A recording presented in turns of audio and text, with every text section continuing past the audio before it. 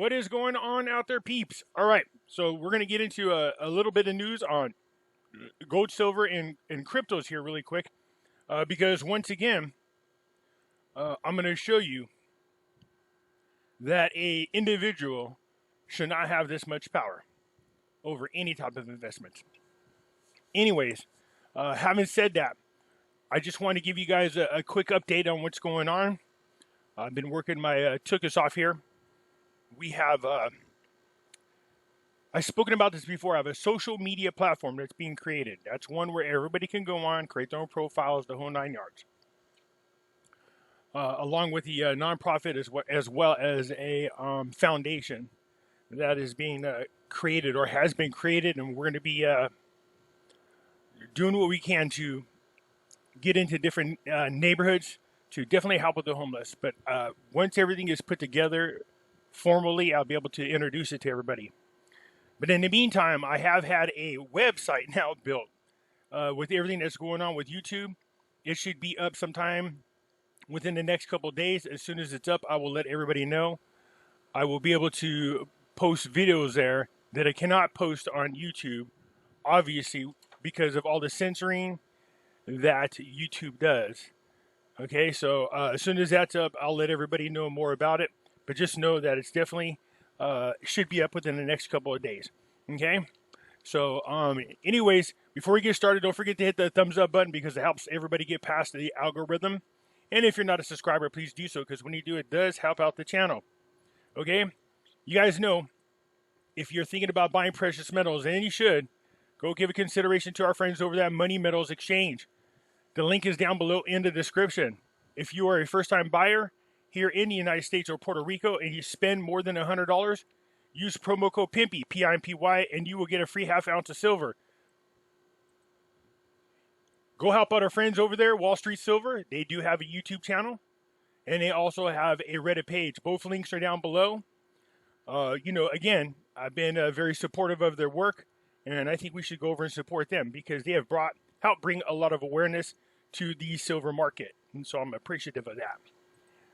You guys also know down in the comments to look out for the fake people trying to act like they're me. When I post something, there is a gray circle around my name like this. The fakes don't have it. I won't be sending you guys to WhatsApp, or I won't be sending you to Telegraph, or I won't be asking you to email me. So when you see that, ignore them. They are fake. They're not really me. Okay, let's do a refresh here real quick, and then I'm going to go over something that I spoke about before. So gold is back up $18 after it took a nice little wallop yesterday, around 40 bucks. 27.87. Look, as soon as you try to knock down silver, it just rebounds just that quick. As a matter of fact, you can look over here.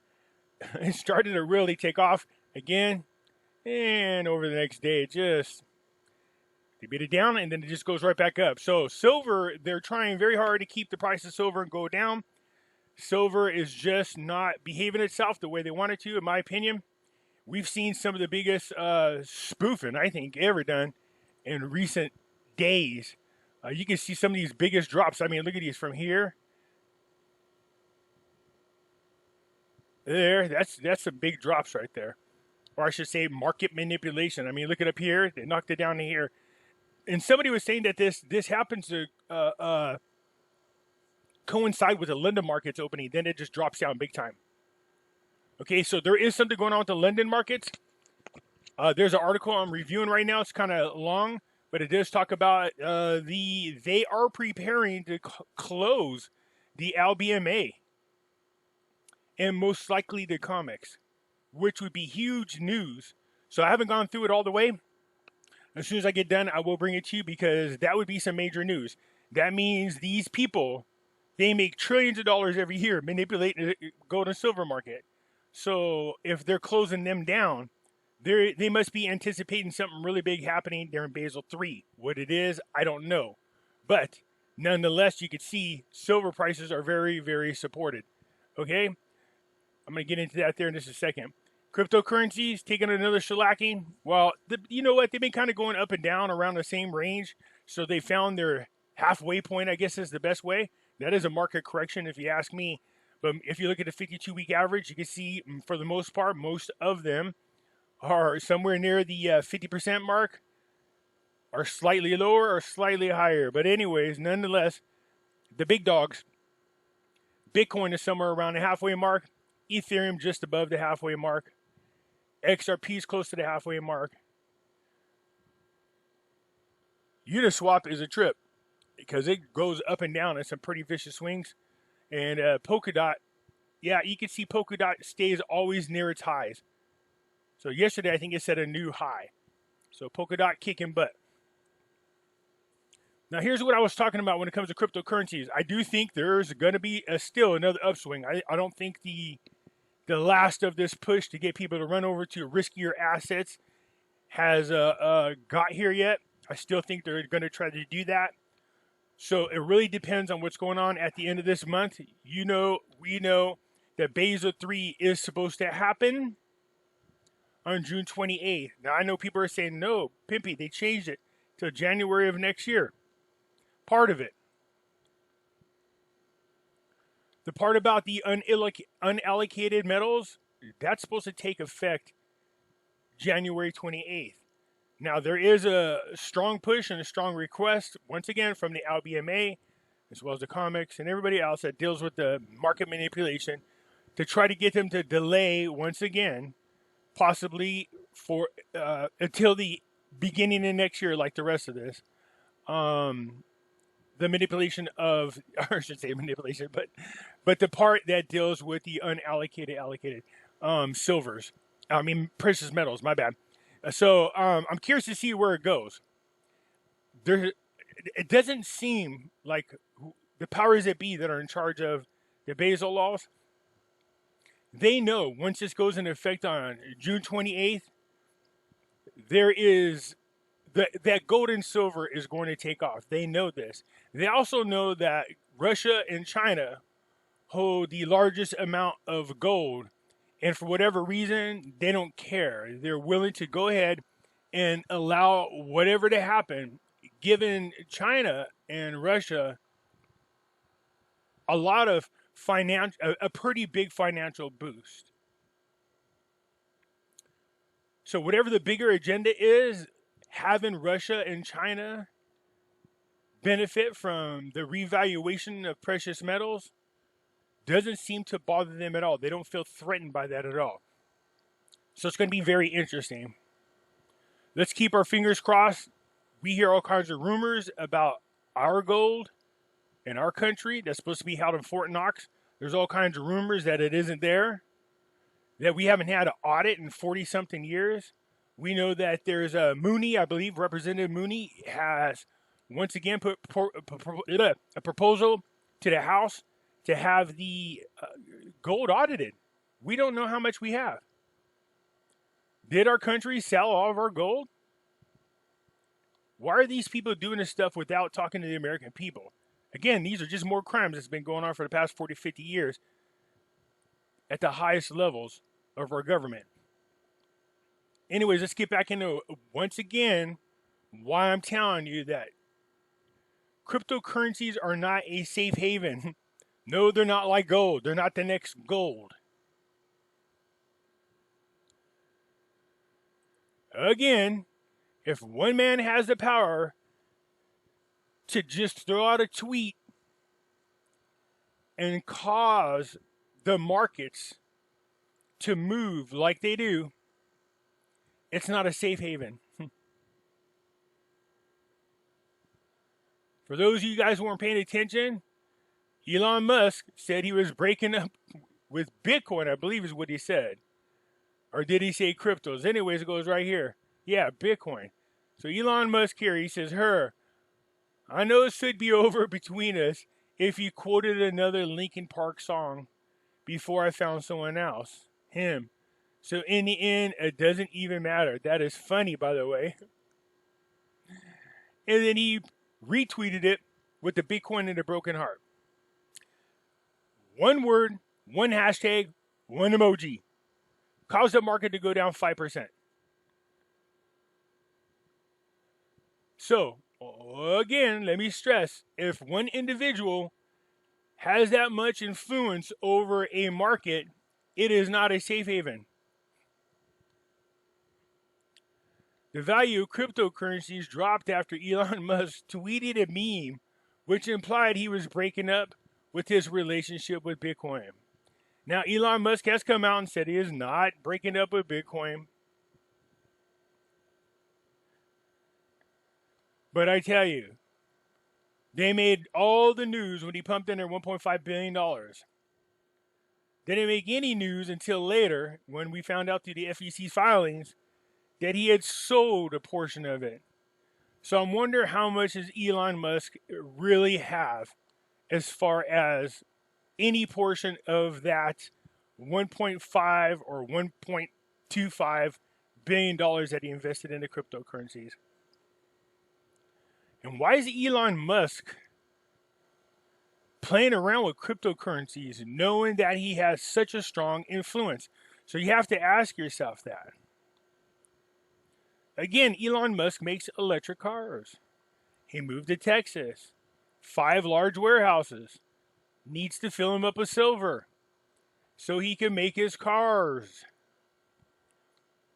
If there's a worldwide shortage of silver, and I think it's funny now the U.S. Mint has come out and retracted their statement that the reason why they paused on the new Morgan dollars is because there's a worldwide shortage of silver. So they retracted that, and they were saying, no, just silver plantains. No, that's not a mistake. You said it right the first time. Nobody's going to make the error of coming out saying, oh, we meant we have a shortage of silver plantains. No, plantains, by the way, are what they use to make the coins with. Those little round things before they imprint the images on them. Nobody believes that. With people cashing in their ETFs, people getting out of these precious metals pools, trading in their paper gold and silver for actual physical gold and silver, it is stressing out the markets. Add in the fact that people everywhere have been promoting the silver squeeze. We have been getting the word out. That silver squeeze went worldwide.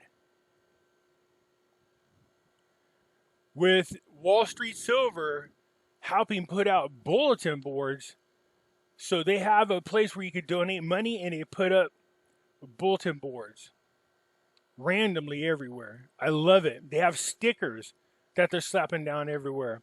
I love it. Bring up as much awareness as possible. So, once again, you have to be concerned with, being invested in something where something as simple as one word, one hashtag, and one emoji can cause the markets to drop. I think you should be diversified with your investments, but right now I'd be staying away from anything that is really super risky. The stock market to me is risky. Again, this thing with the GameStop stock and the AMC stock, you can see once again, the platforms have interfered. This is a no-no. They can't be doing that. They're not supposed to interfere with the market because the market's supposed to naturally flow. And what happened? These platforms stopped selling or limited the number of shares you can get of AMC stock.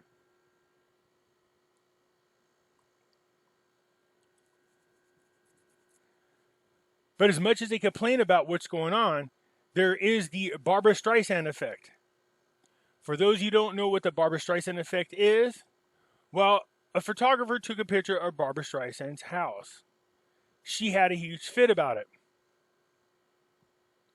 Such a huge fit that the whole issue about the pictures of the house, because she wanted her privacy, hit the news. And what do you think happened? Well, it brought awareness to where she lived, and a lot more people showed up just to see. So you see, the Barbra Streisand effect is when you mean to do something with something, or I should say, let me reword it this way. Barbra Streisand meant to keep her place private by having such a hissy fit over one individual who took a picture of her house She did. She ended up creating the opposite of what she wanted by fussing and fighting about it. When she was better off just letting the photographer take the damn pictures, no one, nonetheless, would have known any different. No one would have known where she lived. No one would have talked about it and never would have been in the news. Now, having said that again, that makes me wonder about the GameStop stock and the AMC stock as well as cryptocurrencies. These are constantly in the news. Yes, they're making people lots of money, but you would have had to been lucky enough to jump on that bandwagon from the beginning.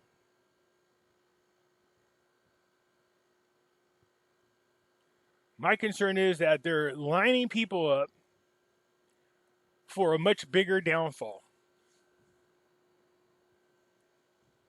Very, very weary of that.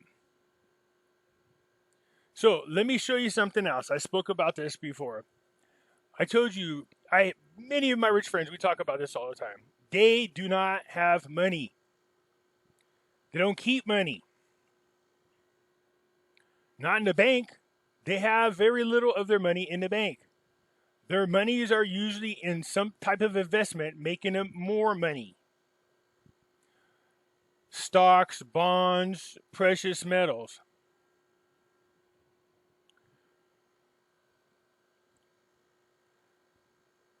So if they do carry any money or money they have in stash places in safes at their house. So if they need to get to the money for any reason, they have it available to them.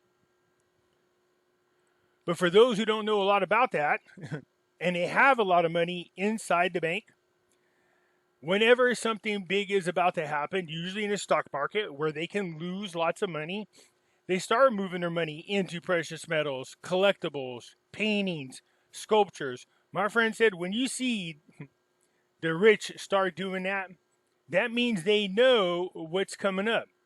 In other words, they're going to put their money in items in which they can hold, personally hold. Gold, silver, paintings, sculptures, somewhere that they can keep on their property somewhere. Collectible cars. I was telling everybody, I've never seen this. This is the largest boom we have ever seen in sports card collecting. It is incredible. So this is the February of this year. There's more recent ones, but I just snagged one up really quick. This guy here, the baseball card collector, investor, dealer, he does these updates once a week of the auctions that were held. This is the latest golden auction. I sped up the speed of the feedback or the play of the video so you can see just the first few of them. Now keep in mind, when you see these cards, that's the year, that's the type of card, this is the player. This is a near mint and mint. This is an 8. That's the score of the card. The best score to get is a 10. If you got a 10, you usually get super big money. But this card has eye appeal big time. This here is a Mickey Mantle rookie card, by the way. Now I'm going to go ahead and play it, and you're going to see what these cards are selling for. Now keep in mind, this is not even a 10. This is an 8. Okay, so these are the most recent auctions, and you're going to start seeing what these things are selling for. That card is incredible, by the way. It is gorgeous. Look at that. Sold for $1.6 million. Did you see that?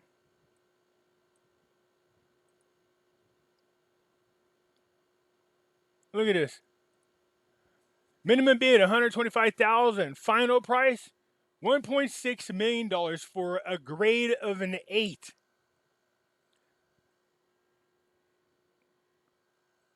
So if you have some decent older cards, you want to send them in and get graded by PCA, I would consider doing it, because look at this, $1.6 million for an 8. It's not just older cards. Look at, these are newer cards. This is a 2012 Anthony Davis card, his rookie card. $1 million. It's a 1 of 1. Zion Williams from 2019, $203,000. LeBron James rookie card from 2004. It's a 7 score. Sold for 123. This is crazy. This is Luca. I love Luca. His cards are big. He has an 8. Look at that. That sucker sold for $799,000. Here's another Luca card. $246,000. Michael Jordan from 1998. This is not his rookie, but it's autographed. $319,000. Another Jordan Skybox Metal. That's a 10, by the way. That's the back of the card. That's a 10 score. $369,000. Oh, this is the hard to get one. The red precious metal. Precious metal one. It's a red card. 10 score. $492,000. Another Jordan. Look at these. These are the inserts. 10 score. $186,000. Do you see what I'm saying? Look at, there's Michael Jordan's real rookie, and that's a 10 score. That's the highest score you can get.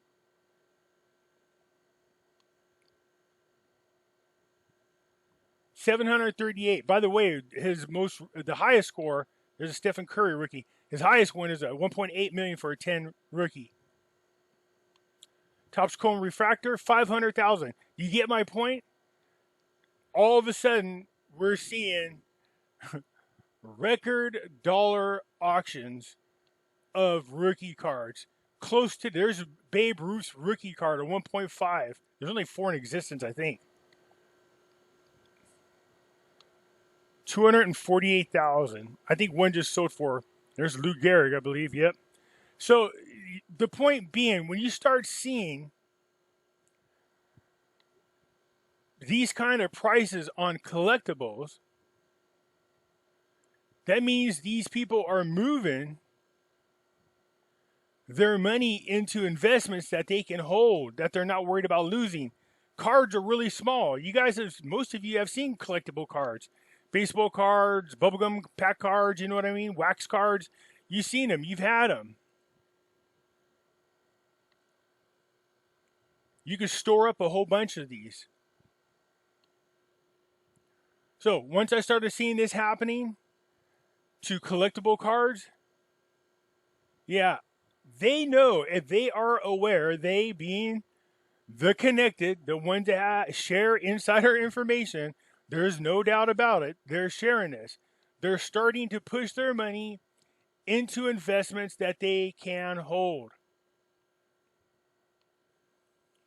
I mean, I could get maybe paying this for some older cards. Here's another Jordan 10.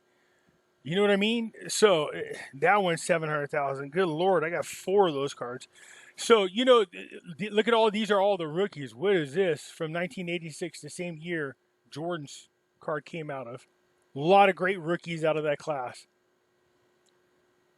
You can tell there's no Jordan in that one. That's an unopened box at 86 flares. In other words, you have a chance to get a Jordan rookie. It's sold for $371,000 just for a chance to get the Jordan rookie. Anyways, once again, the fact that you're seeing, I'll just let this play so you guys can check it out. The fact that you're seeing cards, even modern cards that are not even 1 or 2 years old, selling for hundreds of thousands of dollars, tells you that without a doubt that there is they are pushing their money into collectibles, and they are preparing themselves for whatever event's about to happen. Make no doubt about it. Rich people talk to one another. They got inside information that we don't have. So that's why I say never pay attention to what they're really saying. I mean, you do want to listen, but watch what they do. Because what they do is a lot more important than what they say. So when you start seeing them run into sports collectibles and paying this kind of money, and into other collectibles like paintings, I just seen a news report on a painting of a Monet that sold for a record amount, almost double what the original cost, what the last auction price was. So not bad, but again, these would be considered investments. So if whatever happens, we go through and we get to the other side and they go to sell these off and they don't get the same money back, well, they would just write it off. See how that works? Very slick. Look at it. Even wrestling cards, man, are worth, $50,000 for an Andre Giant wrestling card. I know you guys are in there going, wait, I got wrestling cards. Man, even Pokemon cards are on here. Yeah, Pokemon cards. If you got anything from the first edition, they're on here. Look at that Wayne Gretzky 8 card. 25,000, but his rookie card just set a record. A number 10 is rated a 10. Sold for, I think it was 2.6 million. I have 3 Magic Johnson Larry Bird rookie cards. So, yeah, I went through, started sorting through all my cards. I can't tell you what a pain in the boo-boo that was. I mean, seriously. So I had to go through and pull out all the rookies of superstars and great players, and I did. And I had second-year cards, third-year cards, and all those that are considered icons on the sports, all of their cards. So every single Michael Jordan, every single Kobe Bryant card I took out, went through, pulled out all the Drew Breeses, all the Derek Jeters, you name it. I had to pull them all out. Now I have to go through and sort those ones and figure out which ones I want to submit. My goal is to sell all my cards and my collectibles, and then use that money to push into more precious metals. I got a Mickey Mantle and a DiMaggio baseball here, autograph. I got a Mickey Mantle autograph jersey. I love these things, and I really don't want to part with them. But the truth of the matter is, the precious metals to me are a lot more important. So I'm hoping I have enough time to get these things submitted, because there seems to be a mad push to get us to whatever this agenda is. As we continue to see more and more audits happening in more counties, then panic starts to set in, and whatever this agenda is, they seem to be making a push for it. Anyways, you guys, I just thought I would share this with you. This is what I'm talking about. Look what they're doing. Look at this. What is this? Magic. The card Magic. You guys collect Magic? Look at this. Everything is becoming, they're paying out unbelievable amounts of money just for collectibles. Anyways, you guys, it's time to dust them out. You got them old boxing cards, them old Olympic cards. I have mine. I have the Mike Tyson rookie Olympic cards. I have the Jordan Olympic cards. You know what I mean? I have cards of Jordan when he was in college. So anyways, you guys, I just thought I would share this with you. Look, it's time to just pay attention to what's going on. These are the types of things I look for. These are the types of things that I was taught about. So we know something big is happening. The speculation is that on June 28th, they're going to go ahead. It's going to be done. Whatever the portion dealing with precious metals, it's going to happen on June 28th. Unless we hear there's going to be delay, in which we don't think there is, but if there is, good. That just means to me, look at even soccer cards, man. $200,000. Good Lord. If there's a delay, all that means to me is more time to buy precious metals. And if it is a delay, it's not going to be any longer than the other part of Basel III that was pushed out to January 1st, 2022. So that means you only got an extra few months. But so far, there hasn't been any indication that this portion of Basel III is going to delay at all. That's going to cause the rise of gold and silver. So make sure you're on the right side of this movement. You don't want to be kicking yourself in the butt later on going, man, I should have listened. I keep telling people, look, do yourself a favor. Protect yourself. 25, 30% of your IRAs, your 401ks, move them over before it's too late. Like I said, if nothing happens, it isn't hurting any. You have whatever parts invested in stocks, they're good. But if the market does crash, and most likely it is, that's why you're seeing people move their monies out of these things. Like in 2008, you'll lose everything. Gold and silver will go up. It's unavoidable.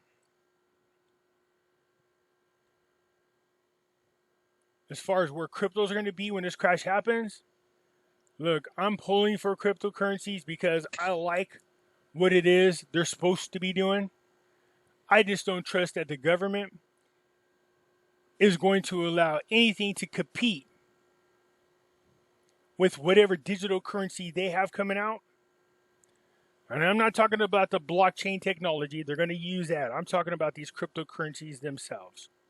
All right, you guys let me know what you think down below. How many of you got any of these cards at all? You guys got any of these things? Do any of you guys collect? Look at this. There's Pokemon right over there. Look at this soccer cards up here. So these are cards and just, good Lord, man, it's crazy. The market's just crazy. So yeah, I'm rushing to try to get my cards out there and get them graded. PSA was behind like 1 year, and now they seem to have gotten caught up. So, and they've raised the cost of submitting cards. I'm going to take mine to Pickett though. All right, that's it, you guys. Let me know what you think. Hit the thumbs up button. If you're not a subscriber, again, please do so, because when you do, it helps out the channel, and I will update everybody on when the website is up and give you more details when the time is right. Until then, I'm out of here. Peace.